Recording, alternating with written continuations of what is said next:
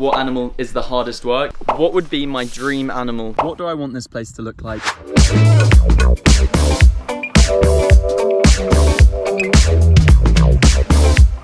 Hey guys, and welcome back to the zoo. So a few days ago, I put a little question sticker up on my Instagram that you guys could ask all of your questions about how I'm actually gonna make this work. So today, while I feed all of my animals, I'm gonna answer as many as I can.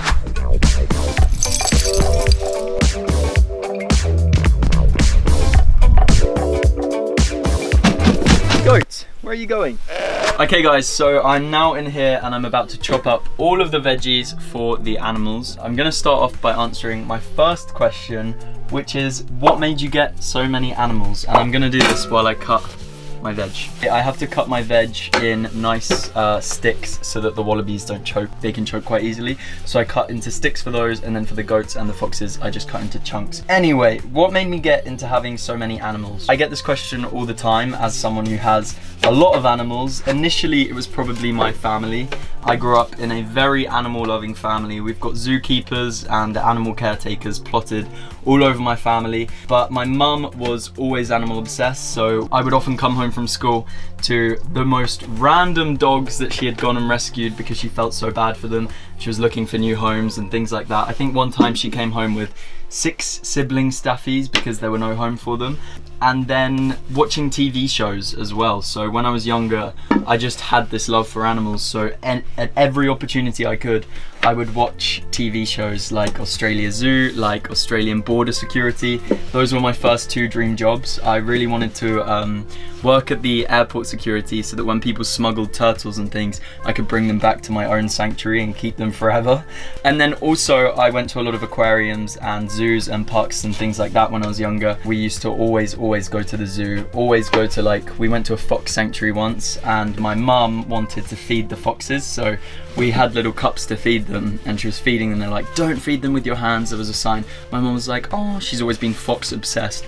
So she got her little piece of whatever it was, she put it through the thing, and the fox just went and bit her fingers. But we had an absolute laugh about it. There was also a place called the Reptile Zoo that we used to go to, and I absolutely loved. Because I watched so many David Attenborough things on TV as well, I used to say to my dad when I was a kid, could we please break open the TV and save the sharks and get them out of the TV? And my dad told me yes, and I'm still waiting for him to deliver on that. And my last thing when it comes to animals, when I was a child, my dream was to go and live in the Amazon rainforest with a tribe, join a tribe, and just be around animals all the time and look at the wildlife. So that's definitely where my love for animals came from. Definitely family initiated, but it was just always my absolute passion.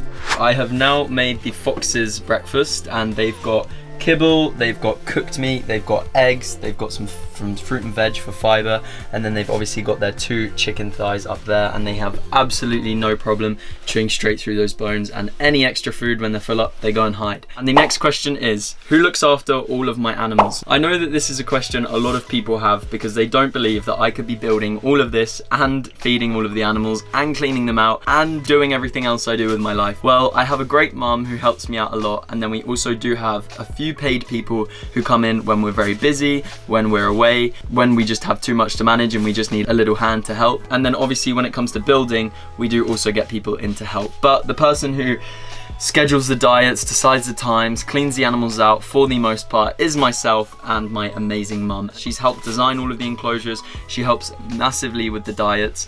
This is the fox's food, and I think if I was a fox, that would be absolutely delicious. I'm walking over to the foxes to feed them now, got their meals. Another question a lot of people want to know, surprisingly, is actually where do I live and where am I from? I was born in a place called Kent in England, which is just below London if you don't know England that well. But now I actually live in Belfast in Northern Ireland. I moved here 10 years ago with my mum because she just wanted a change, and we fell in love with the place. It's so much more peaceful, it's so much less busier than England, and we love it. So I've got the meals for the foxes here. Pongo's sat right here, and I'm gonna pass him his food, and then Rosa is over here. She's a little bit scared of my friend John, who is behind the camera, but I'm just gonna set her food down right here. And Pongo has hidden all the way over there so he can hide his chicken thigh, and Rosa's investigating her food. She's also grabbed her chicken. Anyway, the next question that I get asked a lot is how many animals do I actually have? I think right now I have around 40 individual animals in total, but I have 7 chickens, I have 4 tenrics, and I have 4 frogs, so it sometimes sounds like I have a lot more animals than I actually do. I also get the question a lot, what animal is the hardest work and takes up the most time? And that would definitely be my meerkats, the foxes for sure, and probably my dogs. Just to let you know, I am giving all of the animals water. It's just there's no point me filming that. It's way too chaotic. I have to pour it out the barrel and then plod the water over. It spills everywhere. I've got the goats food and they are very hungry waiting, so I'm just gonna let them out before I answer this next question. But a question I get a lot, goats, where are you going?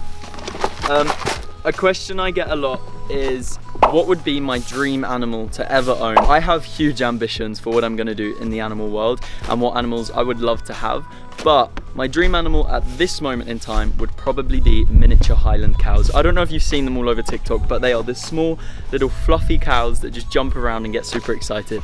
Although I haven't found them anywhere locally, so maybe not right now, but that would probably be my ideal animal as of right now. Okay guys, and the last question I'm gonna answer is, what do I want this place to look like in 5 years time? And look, you can see my little naughty goats chomping around in the background. I think in 5 years time, I definitely want this place to be bigger. I'm not sure if that would mean that I bought more land nearby, or if I bought a few different plots around the UK where I could help the local wildlife and animals that needed rescuing there. But I've been speaking to animal welfare about setting up facilities that are ready for animals, whatever animals they may be, but they're ready for animals so that when they're seized or when there's no home for them, they can come straight here and there's a safe place already set up for them. I do have so many more questions to answer, and unfortunately I just can't because I'm running out of time. I've got so much to do today. I've got to go out and buy some things for the animals, but I am going to be aiming to be posting once or twice a week on YouTube, and this definitely won't be my last Q&A. So I thank you very much for watching, and I shall see you all soon. Goodbye from me and the goats. Bye.